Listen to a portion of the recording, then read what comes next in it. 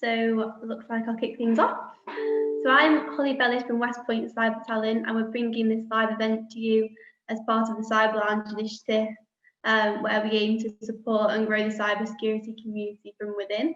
So today we have a very interesting topic, which should answer a question I get asked on a daily basis, which is how do I get into cybersecurity? So Ross Brereton is a penetration tester who entered the cybersecurity industry following his time as a recruitment manager at IRM, where he interviewed and hired pen testers at all levels. So as you can imagine, he understands the process very well from both sides of the table. But this isn't just about getting hired, it's also about looking at the reverse. So how do we ensure that we're bringing in the best and freshest talent into the industry and really supporting it? And honestly, I'm as interested as you are, so I'm hoping to walk away with some answers too. So there'll be plenty of time for a Q&A, which if you can submit any questions that you have through the Q&A section at the bottom, Ross will come to those at the end. So I think that's everything from me. Ross, over to you. Okay, your questions are going to be the best part of this webinar. I can tell you about how I did it and the steps that I took, but realistically, that's not going to be how you get into cyber, and that's what I want to do. I want to tell you guys how to hopefully get into cybersecurity. So I come from a really unconventional background. Like many of you out there, I've done a lot of other things, and to be honest, cybersecurity was probably one of the last things I ever thought I'd end up doing. But I now hold the very coveted title of penetration tester, and I am genuinely living the dream. So it's quite odd. So the first time I ever heard about the job penetration testing, being a pen tester, was about 8 years ago. And that was from my mate Sam, who became a pen tester. He still is. He's at NCC at the moment. He's a very, very good pen tester, so I've been told.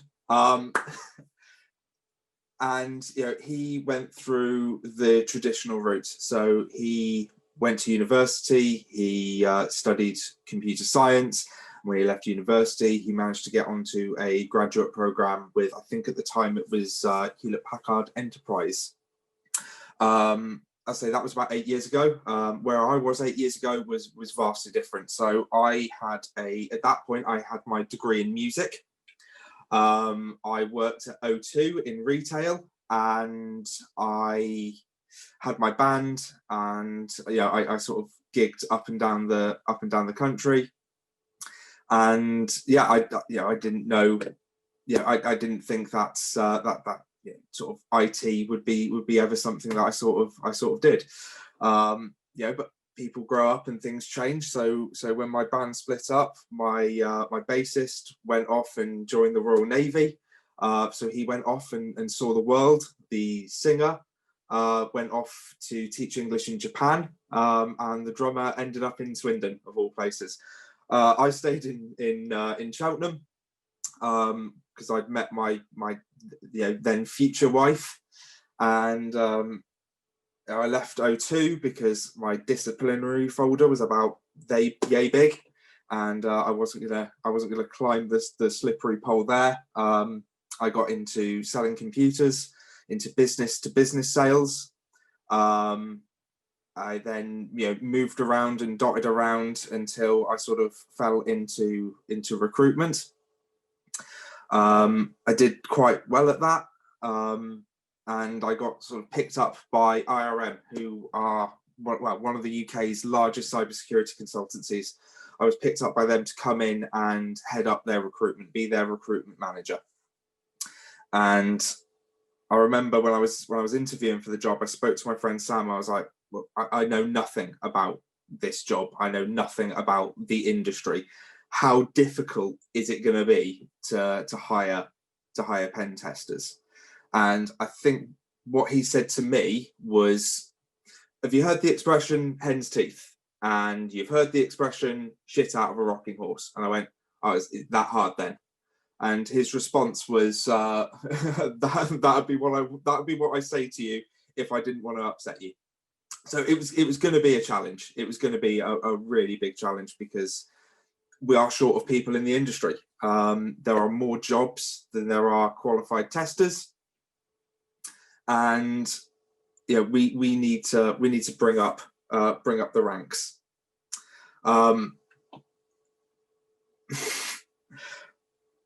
Thank you, Phil. So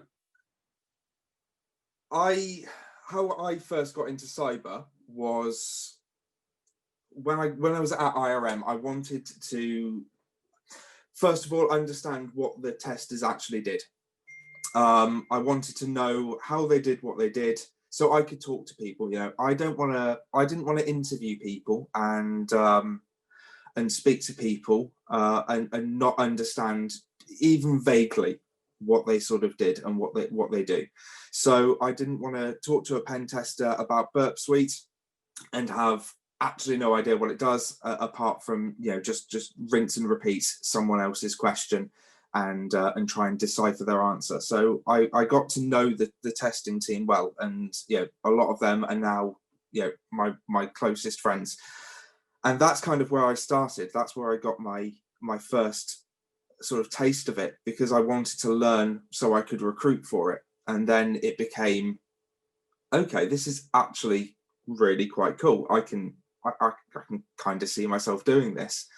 And it sort of snowballed from there. So, I would spend my days recruiting, and then I'd spend my evenings with the guys doing Hack the Box and doing various other labs. I used the internal labs at IRM. I used the internal training material, which obviously you guys aren't going to have access to. But I was fortunate that I was already inside cyber, so transitioning my skills was a little bit sort of easier for me, and because I was surrounded by testers who wanted me to become one of them, who wanted to bring me into their part of the team. IRM were really happy actually that I was taking such an interest, and they were helping me. They gave me a laptop. They gave me access to information and give me access to labs. They put me on the CSTM course, which I think we're going to come sort of probably more towards the sort of the training courses and the qualifications, and what you should be looking at a little bit later. But they really started me off, and they helped me. They put me on training courses, and the training course that I went on, if I'd have been able to take the exam, I would have been a pen tester probably about sort of 6 months ago. But unfortunately, lockdown happened, and I wasn't able to take the exam. Unfortunately, with COVID and with the situation that we sort of found ourselves in, IRM made me redundant during the first lockdown, and I kind of thought to myself, I'm at a crossroads here. I've got two avenues. I can either keep going down a sales and recruitment path because that's all my CV is, or I can desperately try and break into tech. So what I did was I fired out one lot of CVs to recruiters, and I made a new CV for trying to be a pen tester on the other side. So I had two lots of CVs going out, and I got a lot of responses from people saying, "Oh, you're a recruiter, let's have a chat," and not many responses at all. In fact, no responses at all from the pen testing side of things. No one even emailed me back once. So I know how that feels, because I'm sure you guys are doing that as well. You're firing out CVs and you are getting you're getting no responses, and I know how horrible that is. there's no real unfortunate answer to that, apart from, you know, sort of perseverance and maybe how you sort of lay it out. And yeah, it's more about, you know, you and other ways of trying to get in, which I'll come to in a moment. So I ended up going back into recruitment, back into an agency recruiter. And I'll be honest, I just didn't like it. I was not having a good time. It's not what I wanted to do. I sort of, now that I had tech, now that I had, you know, I was quite close to becoming a pen tester. That's kind of all I wanted to do. And you know, being a recruiter wasn't doing it, and it wasn't enough. So I started to use LinkedIn a lot more. I started to connect with every single senior recruiter, senior pen tester that I could, every single managing consultant, every single CTL, every single owner of every single pen testing company that I physically could. And I tried to directly message them with not only my CV, but this is who I am, this is what I do, can you help me? It wasn't a please hire me. It was a can you help me, rather than a please hire me. Because what I've always found is a lot of people in the industry are willing to help. They want to help if they can. They can't always hire you, but they might be able to put you in the right direction. And this is kind of where my good fortune sort of came from. So while I was at IRM and I went on to the CSTM course, I met a guy called Drew, and Drew had his own very small cybersecurity consultancy in London called Tiberium. So yeah, thank you Tiberium, because they gave me my first lucky break. Or not lucky break, they gave me my first bit of good fortune. They came to me and said, look, Ross, we can't hire you full time, but I know you can do the job. I know you don't have the qualifications, but I've met you. I believe in you, but I could use you as a contractor. So that's kind of where I started. So I got myself a umbrella company set up, and I quit recruitment for the promise of some contract work, which, you know, looking back now, mad decision, absolutely craziness from my part. But the work did actually roll in, and I started to do some actual pen testing. I started to do some testing and some reporting. And I was still firing off messages left, right, and centre to different companies and different people. And one of the people that I fired off a message to was a guy called Ian at SecureTeam, which is where I am now. And he contacted me, and he actually originally contacted me because he thought I was still a recruiter, and he wanted to talk to me about potentially getting some staff. And I sort of had that chat with him. I said, look, I'm not doing recruitment anymore. I want a job myself. And in our initial conversation, it was sort of a case of, well, I need someone qualified. I need someone with a bit of experience. That wasn't really gonna go anywhere. And I said, look, I'm doing some contract work for Tiberium. If there's anything that I can do, just a couple of easy tests. If you've got a little tiny web app or a tiny infrastructure test that you want me to take care of, I can do that. And he said, yeah, I'll think about bringing you on as a contractor as well. I thought, it's fantastic. Now I've got 2 clients. I've got 2 people that are gonna start feeding me jobs. And before Ian could even give me a contract client, he called me up about two weeks later, and he just offered me a job. So I've been fortunate. I don't know any other way of saying it. There's been a lot of hard work. There's been a lot of heartache. And it's been a really weird sort of situation. It's been a really weird year for me. I'm sure it's been a really weird year for absolutely all of you guys as well.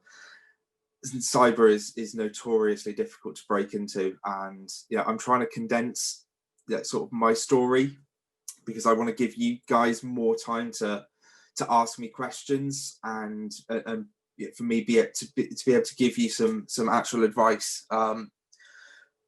Big part of my job at IRM was hiring pen testers. It was hiring qualified pen testers, but it was also hiring people that were trying to transition from different industries.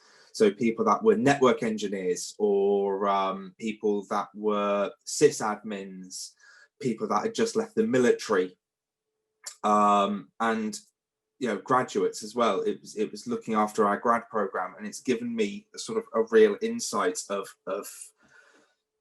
what you need to know and the steps that you need to take to get into the industry. IRM is, I'm not sure how they're doing at the moment, really, because I haven't really spoken to anyone, but I know that NCC have recently taken on a load of grads in their Ninja program, and I know that there are jobs out there, and it's really just a case of how do you get your CV in front of people, and what you need to do to put yourself in that position to be able to get an interview. So I don't know, should we answer a few questions and see what comes of it?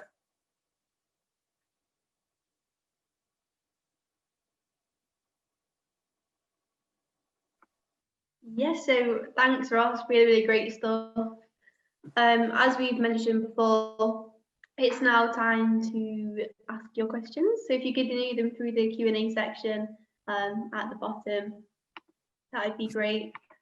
So we have a couple already. So one is, I cleared my CISA exam back in 2007 and worked for EY for 1 year. However, I've been working with databases and business intelligence for the last 8 years. I've just completed Security Plus as a refresher. However, I want to find if CompTIA security certifications like the Pen Test Plus are a good start, or should I go directly for certifications like CISA, CISM, and CIS? So it really depends on where you want to end up. So the qualifications like CISP, for example, is way more on the risk side than the actual physical pen testing side of things. What you find is companies will have probably usually two divisions. So they will have pen testers on one side, and they'll have enterprise risk or risk management on the other side. And those two have various different skill sets and various different qualifications that they look at. So if you're looking at being a pen tester, then the sort of the CISPs and the CISMs aren't really something that's that you're going to need, that would would really find value. You would find a lot of value if you want to get into that enterprise risk side of things. You want to get into that that internal auditor type position. If you want to be a pen tester, if you want to get hands-on and you want to actually break some technology, then you need to get those hands-on qualifications, such as the Pen Test Plus, but more importantly, things like the CREST CPSA and the CRT, the Cyber Scheme CSTM, and the Tiger Scheme QSTM are the sort of entry-level qualifications for becoming a pen tester. Those are the ones that are going to give you that avenue. Perfect, thank you. So the next question is, hi Ross, how can I get a pen test job even if I have certificates once 99.9% of the roles require at least 2 years experience? Thank you. There is a big problem in the industry. There are more jobs than there are people. It's really difficult to give you a clear answer to that, because it's something that companies need to realize, is that if they don't start feeding the machine at the top, they're not going to get pen testers at the other end. I wish there was an easier question for. Most companies right now are struggling to hire actual seasoned qualified pen testers, but for some reason they are not looking at junior levels because, well, I don't know why, to be quite honest, because it actually makes more sense to bring people in and to train them up. My only sort of theory is that they don't have the ability, or they don't think they have the ability to actually train people up and give them that start. But it's something that needs to change in the industry because we are just going to run out of testers, and companies are going to struggle to hire, and it's just going to become a war almost of people trying to get in, and it's horrible to see because there are a lot of talented people out there. And there are certainly more talented hackers trying to look for a job at the moment than me, and I have one, and it sucks and it is unfair. And there's a lot of fortune goes into getting a job in pen testing. Unfortunately, what you've got to do is you've got to put yourself in the best position. So what you've got to look at is what makes you different, what can make you unique, what can you do differently. So that's starting to look at A, your approach, and B, your CV. So I hate boring CVs. I'm sure Holly sees thousands of CVs. I've seen thousands of CVs, and most of the time they are almost identical. If you took the name off the top of them, and I read 3 or 4 in a row, I probably couldn't tell the difference between them. I couldn't tell you what certifications each person had. It would just blend. They're just bland. What I did was I made myself a much more vibrant CV. I made it look like a Linux terminal, and I made it look like everything was running a script, and the tool outputs were the data for my CV. That was one thing that I did, but the other thing I did was I was proactive in getting in touch with people myself, and that was getting in touch with the industry. That was talking to seniors, that was talking to managing consultants, talking to people that own the companies. LinkedIn can be your friend. You've really just got to put yourself out there. I mean, I even put it up on Twitter. I literally posted on Twitter, junior pen tester, need of a job, please help. And I follow all of the hackers, and it got retweeted like something ridiculous, like 90 or 100 times. And actually I got a couple of interviews out of that. I got talking to people because I posted up on Twitter, because I followed the security community there. It's about being proactive and not relying on recruiters, because I know Holly's a good recruiter, but there are a lot of bad recruiters out there as well. And there are a lot of recruiters out there that aren't going to have your best interests at heart. And what you've also got to think of is, fees as well. Recruiters work for fees, and they don't get much for juniors, because juniors pay less. And actually, that's another thing as well you've got to think about. It's how much you realistically think you should be earning. I saw as a recruiter some of the crazy figures people wanted for actually not having any qualifications or any experience. It's really difficult to transition into pen testing if you're coming in from another industry, mainly because the starting salary is going to be lower than what you're on at the moment. And a lot of people aren't willing to take that cut.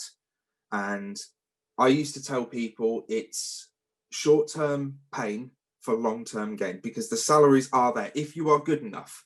And I will add, if you are good enough, the salaries are there. I've seen people on 6-figure salaries in pen testing, but they are the best of the best. What you need to do is you need to work out, what can I do this job for? Now, most entry-level jobs in cybersecurity start at around 25, and that's for a junior pen tester with no experience, no qualifications. If you've got some qualifications and no experience, you could maybe ask for 30. But I see people, or I saw people, sort of in my position asking for 40, 45, which is just crazy, because you're not worth that, unfortunately. So I think you need to look at your tactics. You need to look at what you're doing to get in front of people, and you need to think about what other people are doing as well, and how they're positioning themselves. And you have to think, most people get into cyber through a very set path, and that is go to university, get a degree, leave university, start in cyber. That's where most companies like NCC, Deloitte, KPMG, that's where they hoover people up. They hoover them up straight out of university. There are two very, very good reasons for that. First of all, they're already in a position where they are still in a mindset of learning. And these companies will put these guys on courses, and they will put them through months of training. And the other thing as well is they're cheap. You leave university and you're offered 26 grand. That is the national average wage in England, 26 grand. And to get that directly out of uni, these guys are having an absolute party. And I think we just need to be more realistic about what we're asking for. I'm not saying you're not, because I don't have a clue, but I think you need to be realistic about what it is you want, and how to go out and get there, because it is tough and you have to persevere, but you have to do things differently as well. You have to find an approach that works for you. Perfect. Thanks, Ross. That's really helpful. So the next question is: do you recommend the OSCP? Do you have it? If so, would you recommend it? The OSCP is amazing. I love that qualification. I don't have it. I wish to God I was good enough to get it. OSCP is fantastic. So let's talk about all the qualifications that actually mean something. So what most companies are looking for there are 4 qualifications that I looked at as a recruiter, and I'm sure Holly is going to absolutely agree with me on here. 3 of the qualifications are what we class as CTM levels. So that's check team member. A lot of companies are what's known as check green light, which means they work on UK government and critical national infrastructure. And you have to have these qualifications to work on those certain projects. And it's used as a baseline by most companies. First one, and the most popular, is the CREST CRT. Now, the CREST CRT comes in 2 forms. It comes in the CPSA, which is a written exam, and it goes as the CRT, which is the practical exam. Put those both together and you're fully qualified, and you can apply to be a check team member. The next one is the cyber scheme, the CSTM, which again is technically one qualification, but it incorporates both a practical and a written element. And the Tiger Scheme QSTM, which again is one qualification with the 2 elements. All of those exams are fairly similar. There are differences, and there are differences obviously in the labs and the questions that are asked, but they are fairly similar. There's a lot more networking than there is web app. The exploits are all metasploitable. It's not like custom writing anything. Everything is fairly straightforward. If you can, it's basically just running a pen test a little bit quicker than you sort of normally would. It's find the exploit, and job done. Those are the baseline qualifications. If you have one of those qualifications, you are much more likely to get offered a job. That I put the OSCP as a cut above. OSCP is absolutely, in my mind, hardcore. That is a 24-hour exam, which is nuts, where you don't use things like Metasploit. You write a lot of the exploits yourself. It is a lot harder. It is a lot more comprehensive. I wish I was good enough to take it. I will eventually, but that it shows how good you are, the OSCP. It's a really, really good qualification. The only thing that it doesn't do is give you that check team member status. The UK government does not see OSCP as a valid qualification for check team member status. They only see the three, the CREST, the CRT, the CPSA, and the QSTM. So if you have OSCP and you go to a company that's check green light, you're going to have to take one of those exams anyway. But, you know, to be honest, that should be fairly straightforward for you at this point. OSCP is brilliant. It will get you seen. It will get you recognised. It will get you noticed. Definitely. I couldn't recommend it more, but it's very grueling. And please don't be disheartened, because I know people that have failed it who are brilliant testers. It is just a really, really tough one. I definitely agree with that 100%. So thank you for explaining that. So the next question is, are there any skills I need before applying for a cybersecurity job? Is there anything specifically I should be learning in my own time? There's loads. So obviously we're going to take the technical stuff and we're going to put that to one side. Okay. So the first things first, you cannot be a cybersecurity consultant if you cannot describe really complex things to people that have absolutely no idea what technology is. You need to be able to be a consultant. That's the first thing. I have had people in front of me in an interview who have been technically fantastic. I can't put them in front of a client. Therefore, I can't give them a job. It's unfortunately that sad. You have to be able to converse with people. You have to be able to explain very complicated things to people that simply don't understand. And the way I always sort of visualize it or try and think about it is, can my mum understand what I'm about to tell her? If I can't get my mum to understand what the vulnerability in this API is, I'm not doing it well enough. The second thing is report writing, because one thing that everyone forgets is hacking is cool. Like, let's be honest, it's so much fun. But at the end of every job, there is a massive, massive report to be written. And you have to be able to do that.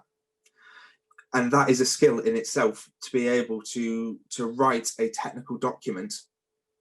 And that's, at the moment, that's what I'm doing. So I've just finished a job, and at the moment I am writing a report, which at the moment is coming up to near 60 pages. And I look at it and I want to cry. It's tough. It's a really tough thing. And I've not had to write anything like that for a very, very long time. And it was a very, very big shock to the system. So those are two things. So, look at your consultancy skills, look at how you converse with people and how you're able to make things sound.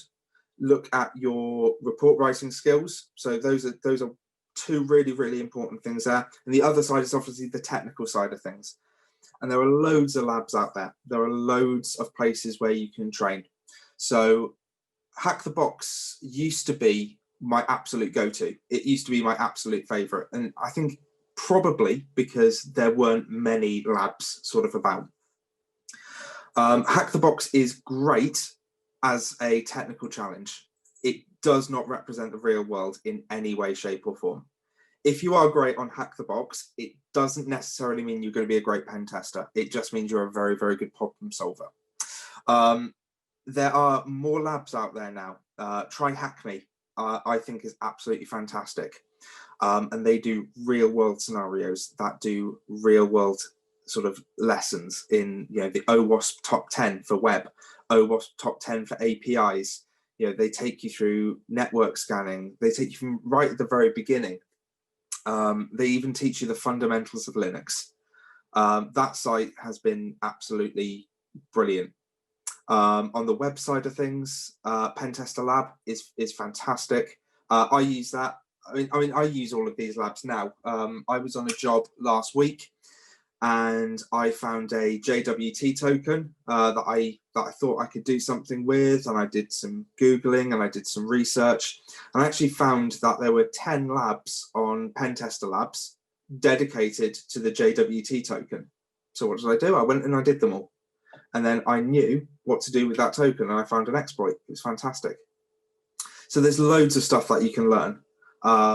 But always remember that technical is amazing, but you cannot and you will not get hired if you can't talk to people and write a report, because that's what the companies are paying for at the end of the day. You know, you're being billed out at probably £1,000, £1,500 a day.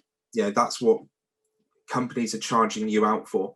And you being able to hack it is one thing, but actually what that company is paying for is that report, and you need to be able to do that.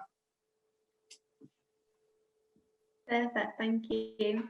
The next question is, I just graduated from my master's in cybersecurity. Is it great for me to do the CEH certification? If no, which certifications will help me get a job?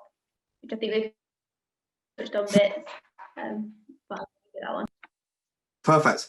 So first of all, congratulations on passing your course.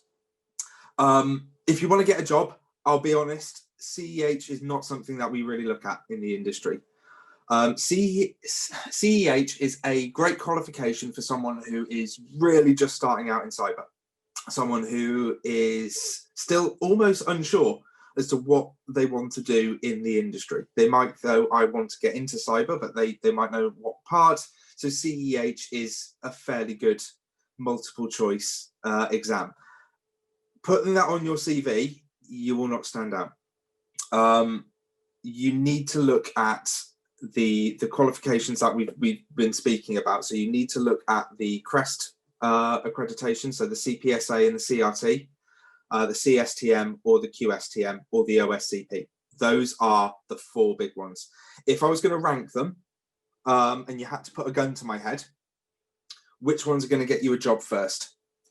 I would put the CRT, the CREST accreditations, and the OSCP at joint first, because I think they are brilliant in 2 different ways. And then I'd put the CSTM and the QSTM underneath that. The reason for that is the industry has a leaning towards CREST. There is, in my mind, and I know I'm going to get flack for this, I don't see a difference in the qualification, because at the end of the day, they both give you the same thing. They give you that check team member status, or the ability to get that. They're both, or all 3 of them are fairly similar in how they're set out, and they're fairly similar in sort of complexity. The OSCP, like I said, is the only one that's head and shoulders above in complexity.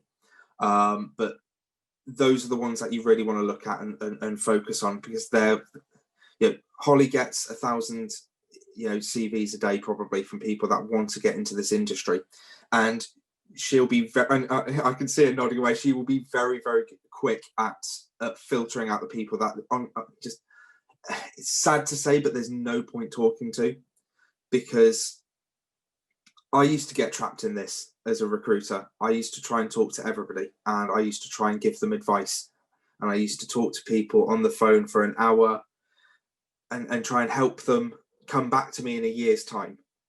But I can't, you know, we couldn't do that for everyone. I couldn't do that for everyone. And I was in a different position. I was in an internal role. Holly's in an agency role, so it's even more difficult for her to be able to pass on that sort of advice. And recruiters, especially if you are going to go down a recruitment path, are very much filtered by qualification. If you don't have the qualifications, you're unfortunately, you're not going to get spoken to. If you're going to go for things without qualifications, you need to get in front of people's faces yourself. Real, thank you. I agree with all of that too. I think it's great that we have you that has sort of both sides to explain that. So thank you for that. Next question is, hi Ross, I'm working towards the CEH and starting the CompTIA at A+. I'm in a completely different industry currently, but I'm keen to get into any sort of experience and or knowledge base. I'm even willing to volunteer in spare time to complement the search I'm working towards. What would you have advice about how to gain this knowledge or experience? So obviously studying is the absolute number one. Volunteering in cybersecurity is hard because a lot of places you need security clearance to even enter the building. We always used to get asked about like what do schools do again? Work experience, and we used to get people come to us for their work experience when they were at school, their work experience while they were at university, and we had to turn them all down. And we had to turn them all down because we dealt with sensitive government work, and you can't know it. Unfortunately, you can't be around it. So actually, to bring someone in on a voluntary or a work experience basis, we'd literally have had to like segregated them away and had them at a different end of the office, not able to do anything. I was fortunate because I was picked up by a cybersecurity company to do a different role, and I was also fortunate that they were willing to allow me to train, and they were willing to help me to train. And that was fortunate. I was surrounded by hackers, but what you can do is also try and surround yourself by hackers. Right, so most places, I'm saying most places now, like it's easy. There are a lot of hacker groups out there, like DEF CON. I know there's DEF CON in Leeds, there's a DEF CON in Cheltenham, well, Gloucester, there's Bristol. There are little DEF CONs all over the country, which you can sign up to and you can go to when COVID buggers off and we can all go out and meet each other again. Until then, they're doing them all online, so you can do online meetups. My suggestion really is to surround yourself with these people and get friends with them. You know, most of my help came from my friends. You know, without people like Phil, Matt Twells, Tom Wood, Alex Brewer, I would not be here. I would not be sat here talking to you guys about how to break into cyber. I would be, sort of, still maybe doing some contracting or still in recruitment. You need to surround yourself with people that are gonna be able to sort of help you, because these people, they do genuinely want to help. And yeah, that's my best advice is if continue your studying, but try and get involved in some groups where these guys are. So like the DEF CONs, and look at the Discord groups. There's the Cyber Mentor on Discord. He's also got some Udemy courses, and yeah, a lot of these places that have like sort of Udemy courses and classes also have things on Discord. And get involved in groups like that. Hack the Box has its own Discord. Try Hack Me. Get involved in the community that way, and make friends and talk to people, because that's where you're going to learn sort of the most of your stuff from. Perfect, thank you. The next one, I think, is outside of pen testing. So would you recommend the CISA or the ISO 27001 certifications? Again, it depends on where you really want to end up. ISO 27001 was always a baseline for the enterprise risk team, from where I was. What we used to look at when we were hiring risk people is can they cover the basics? And the basics for IRM was ISO 27001. And then what we could look at doing was start to building people up. With the risk team, there are so many different places it can take you, and there are so many different parts of that role, like the QSAs and all sorts of. Pen testing is kind of pen testing, like really, like you're gonna experience some different jobs, but realistically, you're gonna get web app, you're gonna get internal, external, you're gonna get API. You might get really lucky and do a little bit of red teaming. With enterprise risk, there are some real sort of niche specialities. So if you want to get into a client, if you want to get into a company, probably 27001, I reckon, is a really good baseline, and you could probably pick up a role with 27001. But you could pick up a role with the other. I mean, I think it really depends on where you see yourself and where you want your career to sort of go, and where you want it to move to. Real, thank you. Next question. Is there any respect for the infrastructure industry qualifications like the Microsoft and Cisco qualifications? Do you think the industry is interested in attracting transitioners from this side of the fence? Absolutely. I used to do it all of the time. I used to talk to people who were network engineers. I used to talk to people who were sysadmins. I used to talk to a lot of people that wanted to move from their area, and absolutely, things like Cisco qualifications are brilliant. I'm doing the CCNA myself because it helps me to understand networks.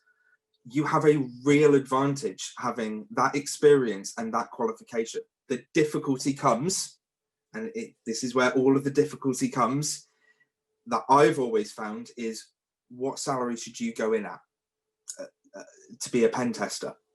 Because you're probably, let's say you're a network manager, and you're a network manager on, let's say 55k. Let's just make an example. I'm going to write that down. 55k. You have loads of experience in networking. You have loads of experience with IT management. You know your domain. You want to move into cybersecurity. You've got a little bit of a foothold. You've done some labs maybe, but you're not the finished article. So you come to someone like us.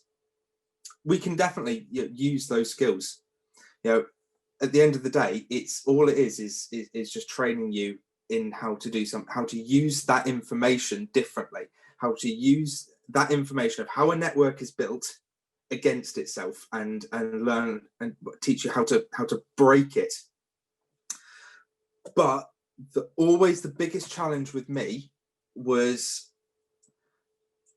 I can't offer you as much money as you're on, because as a hacker, you aren't qualified, you have no experience, and I can't bill you out for that much money.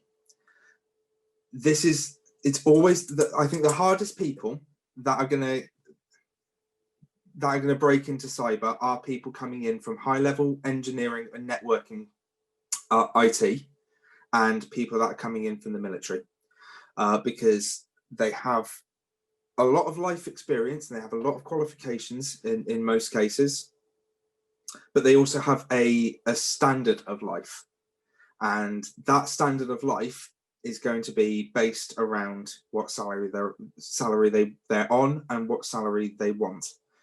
And I've had to turn down a lot of really good industry transitioners because they've wanted too much money, and we've not been able to negotiate something that makes them happy. But then again, I've taken people on. I've had people that have taken that cut. I had a network manager that was on about 60, and he came to me, and I made him a deal at, I will take you on now at 35. You pass your exams, I'll put you straight onto 40, and then we'll work you up. And in 2 years' time, 3 years' time, you'll be on 60, 65, 70. If you're good and you do well, and you take more qualifications. If you become a CTL, you'll be on 65, 70. That is always the biggest problem that people are going to have when they transition, is going to be having that pay cut and having that pain. Because I see a lot of courses and I see a lot of things on the internet about how much money there is in cyber, and I see a lot of people going, with this qualification you can earn 50 grand in year one. Bollocks, can you? I'm sorry, but you just can't. It's rubbish. And I've said it to a million people, you have to be prepared to go through a little bit of pain to get what you want in life. And unfortunately, if you want to get into if you want to get into pen testing, into the cybersecurity industry, you're probably going to need to rethink how much money you're on. And that's usually what it comes down to. But yeah, your qualifications are super relevant. I mean, you know way more than me. I might be able to exploit it, but you know how it's put together. And if you put my knowledge into you, you know how it's put together, and you know how to break it. That's worth money at the end of the day. Absolutely, thank you. The next question, I've been working for 23 years in information security with a focus on governance and now at a management level. I'd like to take a certification and I'd like to take the CISM. I would like to know your opinion. Thanks. It's a great, it's a good qualification. It's an absolutely fantastic qualification. There are very few qualifications out there that I should say, you know, I would tell you not to take.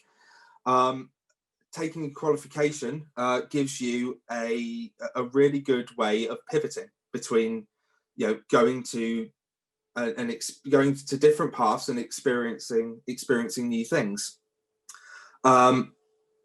I would never tell you to not take a qualification unless I thought it was a Mickey Mouse qualification. I think that, you know, yeah, do it. It's going to be great fun and it's going to give you a new opportunity. Perfect. Sorry to Jinder, an excellent session. Thank you. And then the next question is, I'm currently working as an IT engineer in second level support and currently have 6 months left until I complete my cybersecurity bachelor's degree. Which job should I look at as an entry level position? I would like to become a penetration tester. Which job route should I take? Go straight in. There are plenty. There are grad programs out there, and you know, look at things. I mean, I wish that there were more. I think that's, like I said earlier on, the industry needs to wake up and realize that if it doesn't train more people and it doesn't take people on at a junior level, they're never gonna, you know, the whole system's gonna fall in. You're in a really good position. So look at places like NCC, you know, KPMG, IRM. I mean, I last year I brought in 10 grads, and 3 months later I had 10 CTMs. And watching them was absolutely fantastic. They're all mates. We all still talk. What they had was fantastic. So what I have is very different. I've been put into a much more situation. I've been much more of a pushed into the deep end situation. I don't have a classroom to learn in. I am learning through web chats and through just getting on with it and doing. But there are a lot of places. Yeah, there are places that will do that. SecureTeam. Ian Reynolds has been amazing. He has taken me on with no qualifications, with a background in recruitment and a degree in music. I mean, I do not understand how I'm here. If I can do it, anyone can do it. But if you want to be a pen tester, laser in on it. Absolute focus. You know, if you can't do it straight away, look at some of the certifications that we've talked about. Look at the CRT. Look at the OSCP. Jobs are out there, and you've just got to put yourself in the best position to be able to get one. So laser that focus in, get right into what does that job role require me to have, and you'll nail it. Perfect, thank you. So the next one's a random question, but as a pen tester, what's your perfect Sunday? Walking the dog. I have to say that because I can't not walk the dog on a Sunday or any day actually. Perfect Sunday, yeah. Nice walk of the dog. Country pub. Nice roast dinner. Little bit of Call of Duty maybe, and then hacking the shit out of something.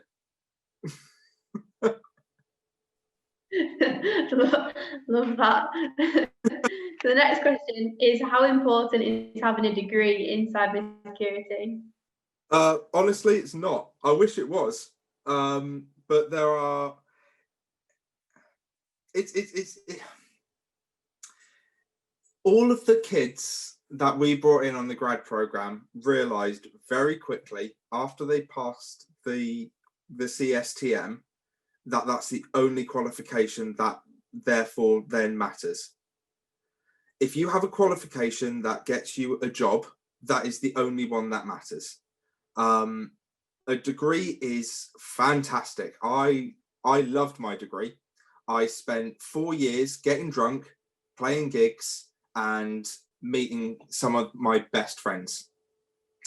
Didn't help me get a job in the slightest. A cybersecurity degree will go far. It will get you potentially onto a grad program.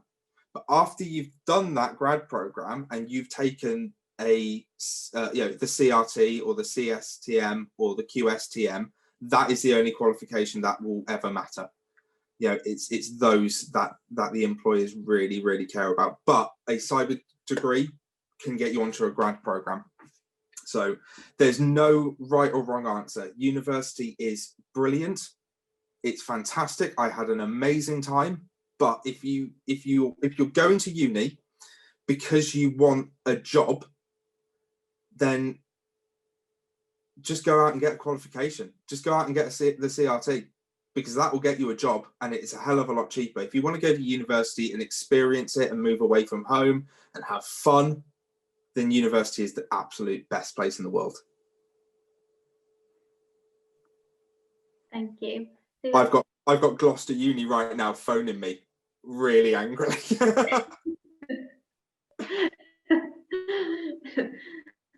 So how much of your time in a day did you spend learning before starting a pen test role?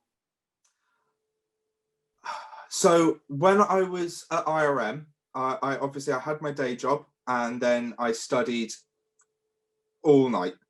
You can ask my wife. I was just stuck in a laptop or stuck in a book, and these books are big. Like, let me just give you an example of a book. These aren't small books. If I wasn't on labs or reading a book, I was watching Mr. Robot for fun. You have to spend a lot of time. You have to dedicate a lot of time to this, and you never stop learning. The best CTMs and CTLs that I know still learn. They are still on a lot of these platforms like Hack the Box. They're still on Try Hack Me, Pentester Labs. They're always constantly learning.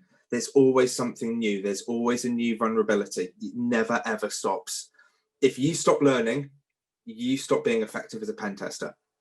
So it's really down to you. It's how much you want this. If you really want it, then you'll put in the time. Perfect, thank you. So have you got time for one more question? I've got all the time in the world. I'm enjoying myself. I'm having fun. Good. So how long do you think it takes to study sufficiently to get into pen testing, and what path are you going to take for the OSCP? Okay, so I don't think there's a set timeline. It took me about a year. And like I said, I guarantee there are people watching this that are trying to break into cyber that are better than I am. I've been fortunate. I will absolutely hands down say I've been fortunate. I have done a lot of hard work, but I've had some good fortune along the way. I think you know when you're ready. And I think that point is when you're no longer absolutely petrified to start a project, to start, if sitting by yourself and trying to find vulnerabilities in a system worries you, then maybe you need to study a little bit more. To be honest, I have massive imposter syndrome every time I step in front of my laptop. It's something that's massive within the industry, imposter syndrome. When I first started my job, I was confident that I was ready. Second day, imposter syndrome. Third day, imposters. That's gonna carry on with me for quite some time. And even CTLs get it. There is, like I said, there is no set time, but it's all down to when you're ready. When you're ready, you know it. You just feel it.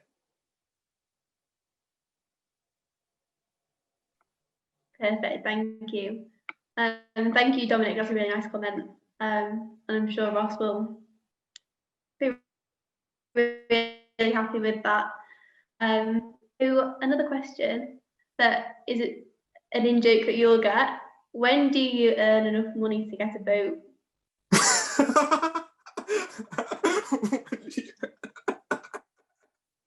When you sell the company.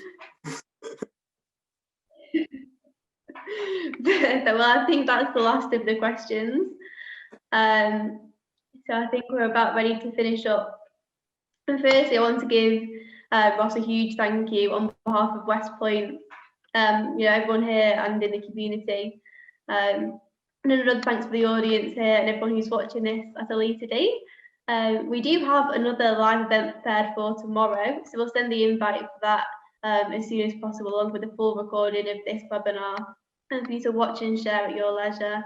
Make sure to follow Ross and myself on LinkedIn, as well as West Point to catch up on everything. I think, Ross, you use Twitter more. Yeah, I will pass you on some details. If anyone wants to get hold of me, ask me any questions, or generally abuse me, I'll make myself easy enough to find. Perfect, thank you. So you may also be interested in joining the Cyber Lounge, which is our sort of cyber group, just to talk purely cyber, answer and ask any questions. And I believe Adam's posted the link for that in the chat. And hopefully we'll see you on our next event. So have a great day, everyone. Thank you again, Ross.